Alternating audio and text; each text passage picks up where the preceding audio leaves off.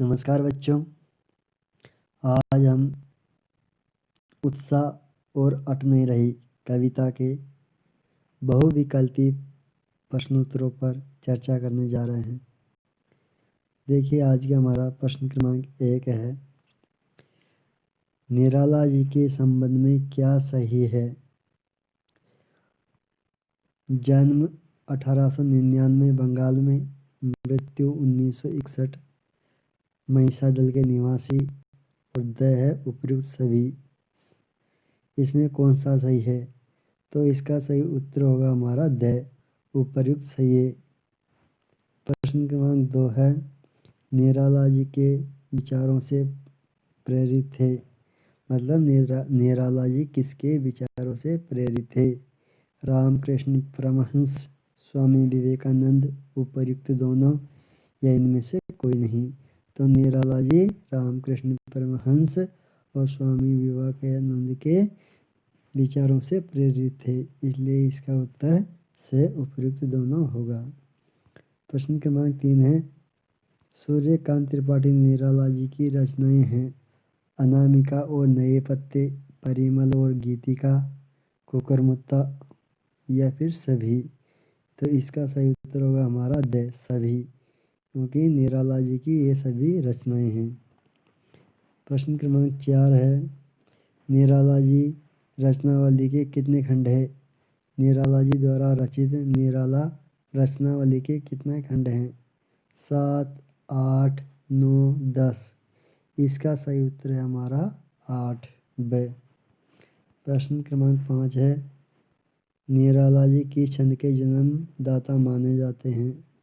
निराला जी है जिन्होंने एक छंद का निर्माण किया था और इसलिए उनको जन्मदाता माने जाते हैं। तो वह छंद कौन सा है? तुक छंद, मुक्त छंद, दोहा छंद, कोई नहीं। इसका सही उत्तर है ब मुक्त छंद। निराला जी मुक्त छंद के जन्मदाता माने जाते हैं। प्रश्न क्रमांक 6, निराला जी के लेखन के विषय रहे हैं। निराला जी ने किन किन विषयों के बारे में अपना लेख लिखे हैं? शोषितों के बारे में, पीड़ितों के बारे में, या प्रताड़ित लोगों के बारे में, या फिर सभी। तो इसका सही उत्तर होगा हमारा द सभी। निराला जी ने शोषित, पीड़ित और प्रताड़ित लोगों की आवाज़ उठाने के लिए अपनी रचनाएं लिखी। प्रश्न क्रमांक 7 है, निराला जी को लिखने की प्रेरणा कहाँ से मिली थी? अपनी पत्नी से, या अपने भाई से, या अपने पिता से, या अपने मित्र से? तो निराला जी को जो लिखने की प्रेरणा मिली थी वो अपनी पत्नी से मिली थी। निराला जी के किस युग के आधार स्तंभ में से एक है? निराला जी किस युग के आधार स्तंभ में से एक हैं? द्विवेदी युग, छायावादी युग, प्रयोगवादी युग, प्रगतिवादी युग। तो निराला जी छायावादी युग के 4 स्तंभों में से एक हैं। प्रश्न क्रमांक 9 है हमारा, उत्साह कविता में कवि ने किसको संबोधित किया है? पहाड़ों को, पर्वतों को, बादलों को, या किसी को नहीं? तो उत्साह कविता में जो कवि निराला जी है उन्होंने बादलों को संबोधित किया है। प्रश्न क्रमांक 10 है, बादलों की तुलना किससे की गई है? बाल कल्पना से, नवजीवन देने से, या घुंघराले बालों वाले बच्चों से, या सभी से? इसका सही उत्तर होगा हमारा द सभी। प्रश्न क्रमांक 11 है, अट नहीं रही कविता में किस महीने का वर्णन है? अट नहीं रही जो कविता है इसमें किस महीने का वर्णन कवि ने किया है? चैत्र महीने का, वैशाख का, फागुन का, या आषाढ़ का? इसका सही उत्तर होगा हमारा स फागुन महीने का वर्णन इस कविता में किया है। प्रश्न क्रमांक 12 है, हिंदी का प्रथम महीना कौन सा होता है? हिंदी में भी 12 महीने होते हैं और उसका प्रथम जो महीना होता है वो कौन सा है? चैत्र का, वैशाख का, फागुन का, या आषाढ़ का? तो हिंदी का पहला महीना होता है चैत्र का। प्रश्न क्रमांक 13 है, फागुन के महीने में कौन सा त्यौहार नहीं आता है? होली, बसंत पंचमी, शिवरात्रि, या रक्षाबंधन? इसका सही उत्तर होगा हमारा द रक्षाबंधन, क्योंकि रक्षाबंधन सावन के महीने में आता है। बाकी जो 3 है वो फागुन के महीने में आते हैं। प्रश्न क्रमांक 14 है हमारा, उत्साह कविता में बादल किन किन अर्थों की ओर संकेत करता है? पीड़ित और प्यासे लोगों की इच्छाओं की पूर्ति के लिए, सामाजिक क्रांति लाने वालों के रूप में, या फिर गर्मी से परेशान लोगों को राहत दिलवाने के लिए, या फिर उपयुक्त सभी। तो इसका सही उत्तर होगा हमारा द। ये सभी। प्रश्न क्रमांक 15 है, फागुन का महीना आने से प्रकृति में क्या क्या परिवर्तन हमें दिखाई देता है? समस्त प्रकृति फूलों से लद जाती है, सारा वातावरण पुष्पित और सुगंधित हो जाता है, सृष्टि का कण कण उत्साह से भर जाता है, या उपयुक्त सभी। इसका उत्तर हमारा होगा द, उपयुक्त सभी। फागुन के महीने में ये सभी परिवर्तन हमें दिखाई देते हैं। प्रश्न क्रमांक 16 है हमारा, उत्साह कविता के संबंध में क्या सही है? यह एक आह्वान गीत है, यह एक संबोधन शैली में रचित है, यह क्रांति का प्रतीक है, उपयुक्त सभी। तो उत्साह जो कविता है वो एक आह्वान गीत भी है, संबोधन शैली में भी लिखा गया है और क्रांति का प्रतीक भी है, इसलिए इसका हमारा सही उत्तर होगा उपयुक्त सभी। प्रश्न क्रमांक 17 है, बादल कब शांति प्रदान करते हैं? शांति जब प्रकृति गर्मी से व्याकुल हो जाती है, सभी बादलों की ओर आशा भरी निगाहों से देखने लगते हैं। जब किसान व्याकुल हो जाते हैं, उपयुक्त सभी। तो बादल इन सभी स्थितियों में शांति प्रदान करते हैं, तो इसका सही उत्तर होगा द। प्रश्न क्रमांक 18 है, अट नहीं रही कविता में किस ऋतु का वर्णन है? शरद ऋतु का, वसंत का, ग्रीष्म ऋतु का, या शिशिर ऋतु का? इसका सही उत्तर होगा हमारा बसंत ऋतु का इस कविता में वर्णन है। पाठ पाठ का क्या अर्थ है? तरह तरह के, जगह जगह, बहुत बहुत, या अधिक अधिक। पाठ पाठ का अर्थ है जगह जगह, जो कि बसंत का आने से इसकी शोभा पाठ पाठ पर हो जाती है, जगह जगह पर छा जाती है।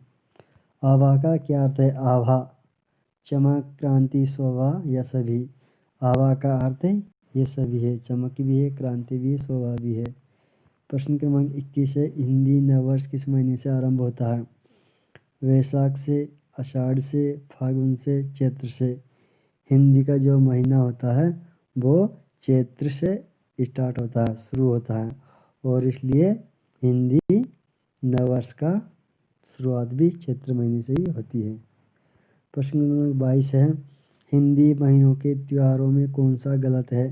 सावन, रक्षाबंधन, कार्तिक, दीपावली, नववर्ष, वैशाख, फागुन, होली। इसमें से कौन सा गलत है? तो इसमें जो गलत है वो है से, नववर्ष, वैशाख, क्योंकि जो नया वर्ष है वो चैत्र महीने में आता है। बाकी जो सावन है, रक्षाबंधन सावन के महीने में आता है, दीपावली कार्तिक के महीने में आती है, और होली फागुन के महीने में आती है। तो इसका सही उत्तर होगा हमारा से, क्योंकि नया वर्ष है वो हमारा चैत्र महीने में स्टार्ट होता है। प्रश्न क्रमांक हमारा है 23, उत्साह कविता किसके द्वारा लिखी गई है? महादेवी वर्मा के द्वारा, सूर्यकांत त्रिपाठी निराला द्वारा, जयशंकर प्रसाद जी द्वारा, या सुमित्रानंद पंत के द्वारा। उत्साह कविता जो है सूर्यकांत त्रिपाठी निराला जी द्वारा लिखित है, इसलिए इसका सही उत्तर ब होगा। किसकी आवाज़ नहीं अट रही है? फागुन की, सावन की, वैशाखी, आषाढ़ की। इसका सही उत्तर होगा हमारा फागुन। फागुन की शोभा अट नहीं रही है। प्रश्न क्रमांक है, अज्ञात दिशा से क्या आए हैं? अनंत के वन, अनंत के घन, अनंत के मन, या अनंत के जन। तो अज्ञात दिशा से जो आए हैं वो आए हैं अनंत के घन। घन मतलब बादल, बादलों के बारे में यह कविता है, इसलिए इसका सही उत्तर ब होगा। प्रश्न क्रमांक 26 है, विद्युत छवि उर में, इसमें उर शब्द का क्या अर्थ है? शरीर, मन, हृदय, या सभी। तो जो उर शब्द है इसका अर्थ है हृदय।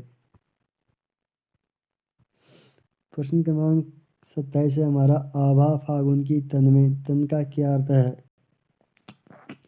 काया, शरीर, देह, या सभी।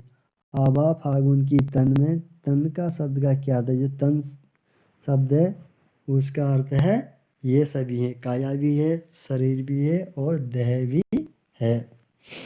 प्रश्न क्रमांक 28 हमारा, पत्तों से लदी डाल का रंग कैसा दिखाई दे रहा है या कैसा है? हरी, लाल, दोनों या कोई नहीं? तो हमने पाठ में पढ़ा है पत्तों से लदी डाल का रंग हरा और लाल है, इसलिए इसका सही उत्तर होगा दोनों से। प्रश्न क्रमांक 29 हमारा, कवि की आंखों से क्या नहीं अट रही है? फागुन की शोभा, बसंत की सुंदरता, प्रकृति के विभिन्न रंग या सभी? इसका सही उत्तर होगा हमारा द सभी, क्योंकि कवि की आंखों से फागुन की शोभा, बसंत की सुंदरता और प्रकृति के विभिन्न रंग, ये सभी उसकी आंखों से अलग नहीं हो रहे हैं या समा नहीं पा रहे हैं। प्रश्न क्रमांक हमारा 30 है और अंतिम भी है, हिंदी का आखिरी महीना कौन सा होता है? हिंदी में भी 12 महीने होते हैं, जिसका पहला महीना होता है चैत्र। उसी प्रकार से हमारा हिंदी का अंतिम महीना कौन सा होता है? वैशाख, श्रावण, आषाढ़, फागुन। इसका सही उत्तर होगा हमारा फागुन या फाल्गुन। हिंदी का जो